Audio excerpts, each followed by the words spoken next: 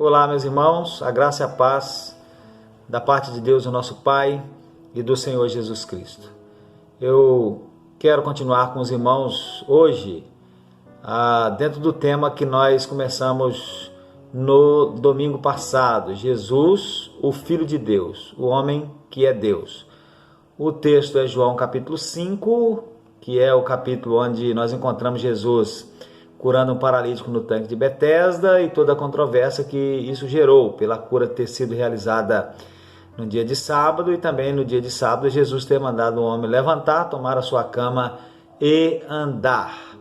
E, meus irmãos, nós dissemos lá no domingo passado que nós estaríamos abordando 5 ensinamentos que nós podemos tirar desse capítulo para nós. O primeiro, que nós já pensamos na semana passada, é o ensinamento de que Jesus tem autoridade, né? E vimos que Jesus tem autoridade sobre todo e qualquer santuário de cura, Jesus tem autoridade sobre toda e qualquer enfermidade, Jesus tem autoridade sobre o sábado e qualquer outro dia, Jesus tem autoridade para conceder vida eterna, Jesus tem autoridade para ressuscitar os mortos, todos eles na consumação dos séculos, sendo que uns para a glória eterna e outros para a condenação. Jesus tem autoridade para julgar. Então isso vimos lá na semana passada. E hoje nós vamos continuar então a partir do segundo ensinamento, que é: nem todos são alcançados pela graça e o poder de Jesus, somente aqueles que ouvem e creem.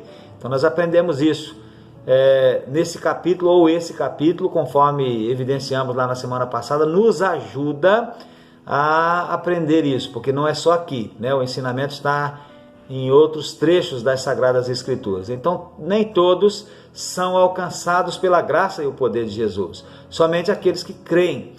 No verso 24, meus irmãos, aí de João 5, nós encontramos Jesus dizendo assim: na verdade vos digo que quem ouve a minha palavra e crê naquele que me enviou, tem a vida eterna, e não entrará em condenação, mas passou da morte para a vida. Eu creio, meus irmãos, que Jesus não poderia ser mais claro para nós. Tem a vida eterna e não entrará em condenação aquele que ouve e crê. Então, nem todos são alcançados pela graça e o poder de Jesus. Somente aqueles que ouvem e creem. Alguns outros trechos que demonstram, meus irmãos, a mesma verdade são, cito alguns para os irmãos, em João 3, no verso 16 nós lemos: porque Deus amou o mundo de tal maneira que deu seu Filho unigênito para que todo aquele que nele crê não pereça, mas tenha a vida eterna. Então é aquele que nele crê, que não perece, mas tem a vida eterna. No verso 18 nós lemos, do mesmo João 3, nós lemos que quem crê nele não é condenado, mas aquele que não crê, esse já está condenado, porquanto não crê no nome do unigênito Filho de Deus. E no mesmo João 3, no versículo 36, nós lemos que aquele que crê no Filho tem a vida eterna, mas aquele que não crê no Filho não verá a vida, mas a ira de Deus sobre ele permanece. É por isso, meus irmãos, que Jesus disse nos versos 39 e 40 do capítulo 5 de João, aqueles judeus, assim, examinais as Escrituras, vocês examinam as Escrituras, porque vós cuidais, vocês cuidam ter nelas a vida eterna, mas são elas que de mim testificam, elas testificam de mim, e vocês não querem vir a mim para terdes vida. Então, para ter a vida eterna é preciso ir a Jesus. Então fica aí para nós esse ensinamento: nem todos são alcançados pela graça e o poder de Jesus. Alcançados são apenas aqueles que ouvem e creem. Então, se você quer ser alcançado pelo poder, pela graça do Senhor Jesus, para ressuscitar para a glória eterna no dia final, então você precisa ir a Jesus, você precisa ouvi-lo e você precisa crer nele. Esse é o segundo ensinamento. O terceiro ensinamento, meus irmãos, é que Jesus é o Filho de Deus, o homem que é Deus.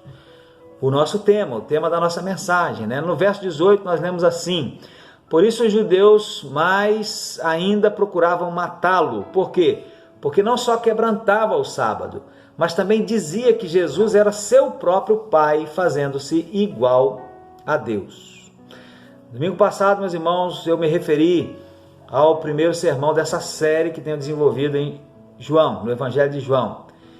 E naquele primeiro sermão, uma das coisas que nós consideramos foi sobre quem é Jesus em João 1, de 1 a 14. E nós vimos que Jesus é Deus encarnado.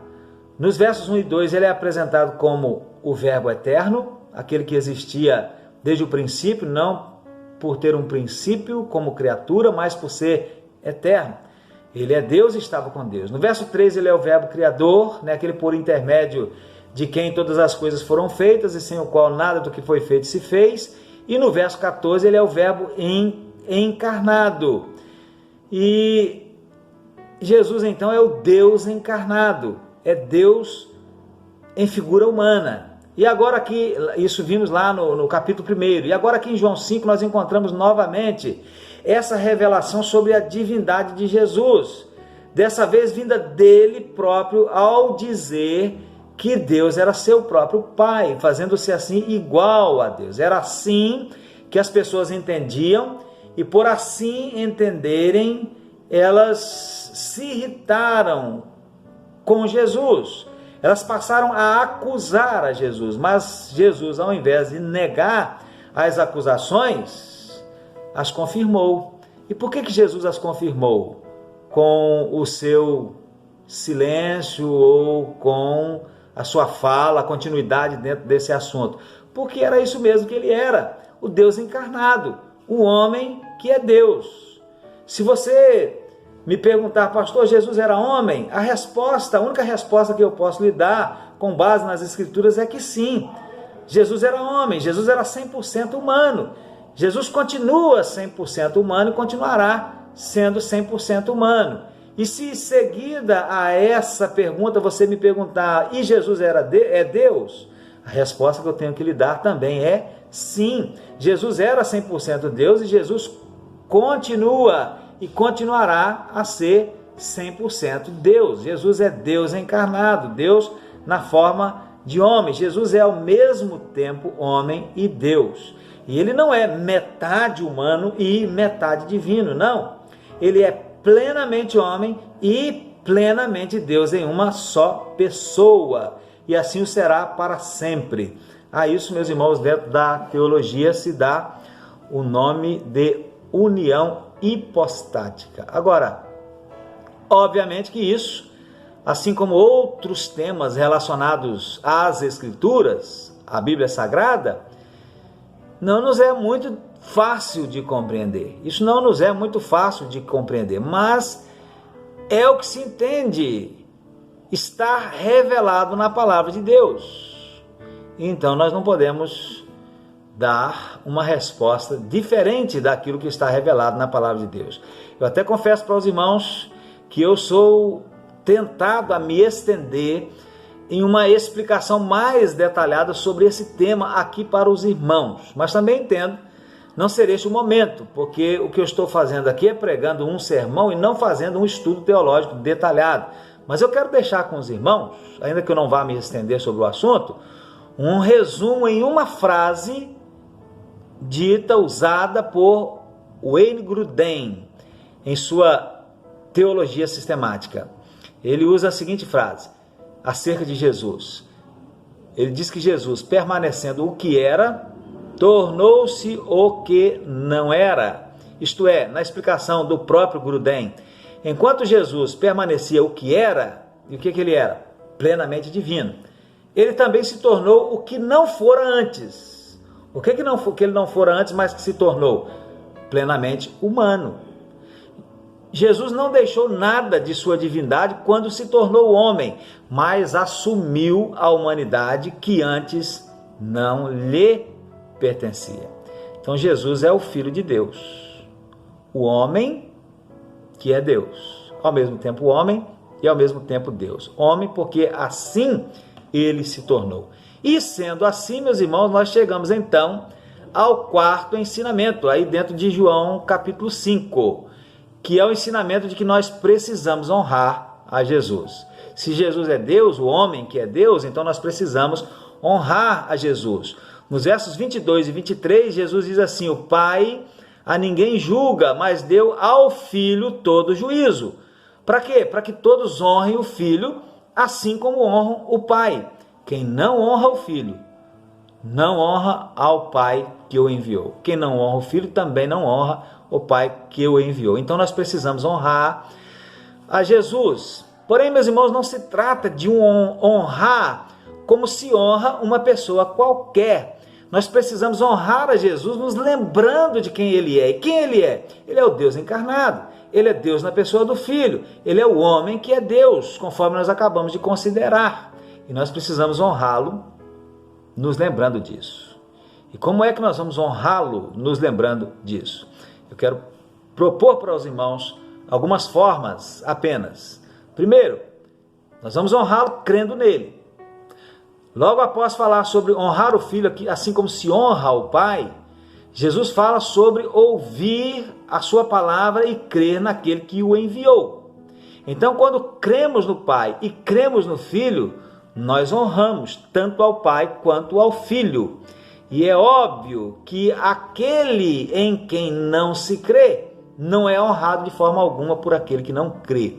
Então nós vamos honrá-lo quando nós cremos nele. Nós honramos crendo nele. Nós honramos a Jesus, meus irmãos, segundo, anunciando-o. Nem todo ou tudo o que é anunciado é honrado, mas todo o que é honrado deve ser anunciado. Tanto João Batista quanto Jesus, meus irmãos, começaram pregando assim: o tempo está cumprido e o reino de Deus está próximo. Então, o que vocês têm que fazer? Tem que se arrepender e crer no Evangelho. Eles começaram anunciando a chegada do reino de Deus. Agora, meus irmãos, o rei desse reino que está próximo, quem é? O rei desse reino que está próximo é o Senhor Jesus.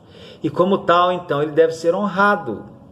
Como? Sendo anunciado. Nós precisamos honrar a chegada não apenas do reino, mas a chegada do rei desse reino.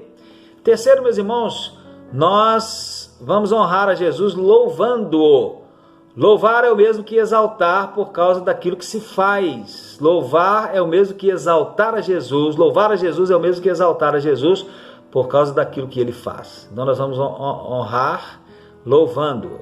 Quarto, nós vamos honrar a Jesus obedecendo. Por quê? Porque o Senhor tem prazer em que se lhe obedeça, mais do que quaisquer sacrifícios. Foi isso que Deus, através de Samuel, disse a Saul lá no passado, quando Saul desobedeceu a Deus em uma questão e deu a desculpa que a sua desobediência era cheia de boas intenções, porque ele trouxera coisas para ser apresentado a Deus no culto, em sacrifícios. Então, Deus, através de Samuel, diz que o Senhor não tem tanto prazer assim em sacrifícios, né, ao ponto de aceitar que se lhe desobedeça, ou ele tem mais prazer em que se lhe obedeça do que em quaisquer sacrifícios. Então nós vamos honrar ao Senhor Jesus obedecendo.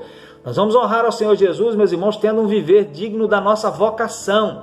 Aos Efésios, no capítulo 4, verso 1, Paulo escreveu dizendo: rogo-vos, pois eu, o preso do Senhor, que andeis como é digno da vocação com que fostes chamados. Ora, que vocação é essa? Que chamado é esse? Não é outro, meus irmãos, senão o chamado para a salvação.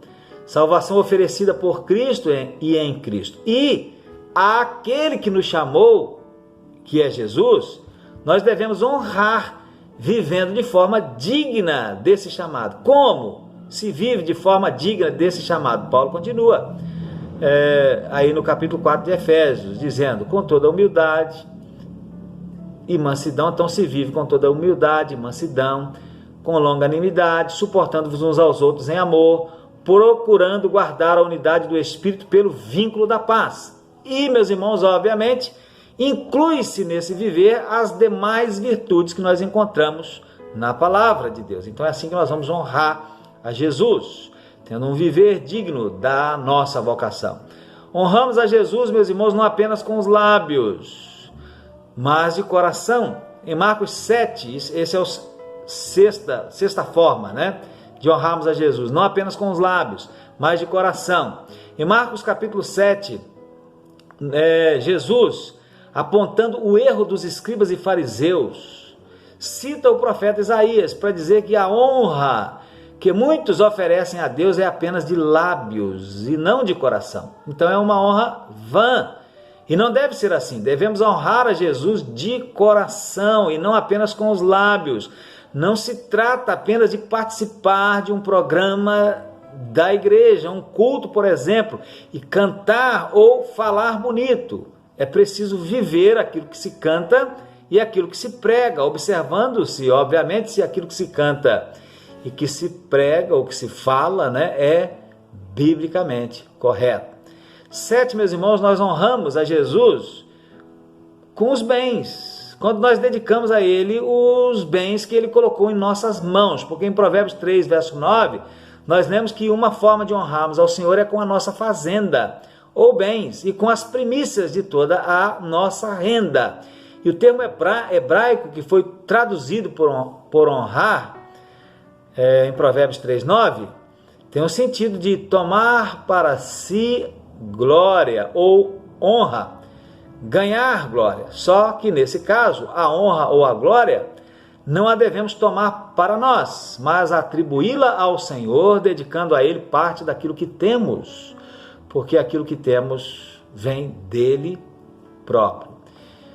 8, meus irmãos, nós vamos honrar a Jesus dando a Ele o primeiro lugar em nossas vidas, porque não é digno de Jesus quem ama outra pessoa, seja ela quem for, até mesmo pai ou mãe ou um filho, mais do que a Ele, mais do que a Jesus. E, portanto, não honra. Não é digno dele e não o honra.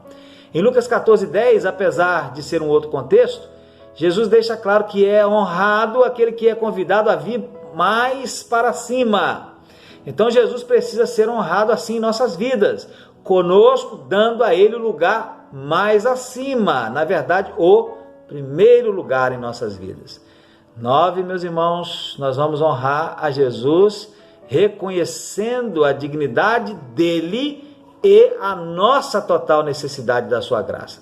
Em Apocalipse 5, quando João chorava, na visão de um livro selado com 7 selos por dentro e por fora, João chorava pensando que ninguém poderia abri-lo, então é dito a João: não chores, eis aqui o leão da tribo de Judá, a raiz de Davi, que venceu para abrir o livro e desatar os seus 7 selos. E depois um novo cântico é cantado acerca dele, do leão da tribo de Judá, a raiz de Davi, que venceu para abrir o livro. Qual é esse cântico? É o cântico que diz: digno és de tomar o livro e de abrir os seus selos. Por quê? Porque foste morto e com o teu sangue compraste para Deus homens de toda a tribo e língua e povo e nação, e para o nosso Deus os fizeste reis e sacerdotes, e eles reinarão sobre a terra. Então ele, Jesus, é digno. Nós não, ele é. Nós somos completamente necessitados da sua graça. Quando nós reconhecemos isso, nós estamos honrando a Jesus. Quando Paulo considera a luta terrível existente entre sua carne e o seu homem interior, e o quanto ele era fraco, inclinado à carne, ele se expressa da seguinte maneira: miserável homem que eu sou, quem me livrará do corpo desta morte? E depois o próprio Paulo responde: dou graças a Deus por Jesus Cristo. Então, quem me livrará? Eu mesmo? Não, eu não consigo, eu sou incapaz. Então, graças a Deus por Jesus Cristo, Ele é capaz e Ele me livra. Eu sou totalmente dependente de sua misericórdia e graça. Então, esse reconhecimento, meus irmãos, confere honra a Jesus. Então, nós devemos honrar a Jesus. Se Ele é o Filho de Deus, o homem que é Deus, nós precisamos honrá-lo. E é assim, dentre outras formas, que nós o honramos. E eu quero então partir para a conclusão dessa nossa mensagem. E nessa conclusão eu quero oferecer aos irmãos um texto que eu achei muito interessante. Veja que texto interessante, tenho certeza que você vai achar também. Certo dia a pedra disse: eu sou forte. Ouvindo isso, o ferro disse: eu sou mais forte do que você. Quer ver? Então os dois duelaram até que a pedra se tornasse pó. O ferro, por sua vez, disse: eu sou forte. Ouvindo isso, o fogo disse: eu sou mais forte do que você. Quer ver? Então os dois duelaram até que o ferro se derretesse. O fogo, por sua vez, disse: eu sou forte. Ouvindo isso, a água disse: eu sou mais forte do que você. Quer ver? Então os dois duelaram até que o fogo se apagasse. A água, por sua vez, disse: eu sou forte. Ouvindo isso, a nuvem disse: eu sou mais forte do que você. Quer ver? Então as duas duelaram até que a nuvem embebeu toda a água no processo de evaporação. A nuvem, por sua vez, cheia de si, disse: eu sou forte. Ouvindo isso, o vento disse: eu sou mais forte do que você. Quer ver? Então a nuvem e o vento duelaram até que o vento soprasse a nuvem e ela se desfizesse. O vento, por sua vez, disse: eu sou forte. Ouvindo isso, os montes disseram: nós somos mais fortes do que você. Quer ver? Então o vento e os montes duelaram até que o vento ficasse preso dentre o círculo de montes. Os montes, por sua vez, disseram: nós somos fortes. Ouvindo isso, o homem disse: eu sou mais forte que vocês. Querem ver? Então o homem, dotado de grande inteligência, perfurou os montes, impedindo que eles prendessem o vento. Acabando com o poder dos montes, o homem disse: eu sou a criatura mais forte que existe. Até que veio a morte. E o homem, que achava ser inteligente e forte o suficiente, com um golpe apenas acabou-se. A morte ainda comemorava, quando, sem que ela esperasse, veio um homem. E com apenas 3 dias de falecido, ressuscitou, vencendo a morte. E todo o poder foi-lhe dado no céu, na terra e debaixo da terra. Vencendo a morte, ele nos deu direito à vida eterna, através do seu sangue que liberta do pecado, cura as enfermidades e salva a alma do tormento eterno. Quem é esse homem? Esse homem é Jesus, o Filho de Deus. Não é interessante o texto? Bastante interessante. Quem dizem os homens que eu sou? Perguntou Jesus certa vez aos seus discípulos. E eles responderam de acordo com aquilo que ouviam as pessoas dizerem. E vós, quem dizeis que eu sou? Perguntou Jesus novamente. E Pedro então respondeu: tu és o Cristo, o Filho do Deus vivo. E para você, meu irmão, quem é Jesus? Para que a sua resposta seja correta, e não apenas aquilo que você acha, que você imagina, ela precisa ser embasada nas Escrituras. A sua resposta precisa ser embasada nas Escrituras. E uma resposta embasada nas Escrituras certamente considerará, dentre outras coisas, que Jesus é o Filho de Deus, o homem que é Deus, e como tal, tem ampla autoridade sobre tudo e sobre todos. Salva pela graça aqueles que creem nele e deve ser honrado por nós, que cremos e que dizemos servi-lo. Amém? Que Deus nos abençoe e que o Espírito Santo de Deus aplique essa palavra ao nosso coração.